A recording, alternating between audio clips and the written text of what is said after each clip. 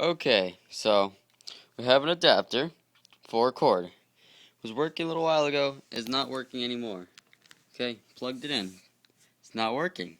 So what to do? I have a plan.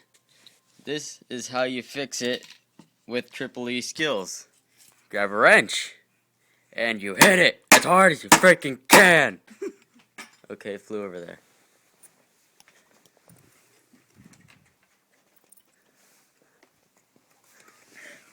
Okay, so as you can tell, it kind of broke apart a little bit. So what we're gonna want to do is Let me hold it. Okay, hold this. Okay, look at it. So what you're gonna do is just put it back on, like so, the way it came.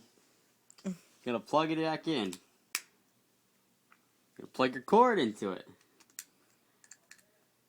while it's plugged in. Then you're gonna plug it back into your iPod. Never mind. And ta-da! It works. As you can tell, it is now working. That is my tutorial of how to fix a Adapter. adapter.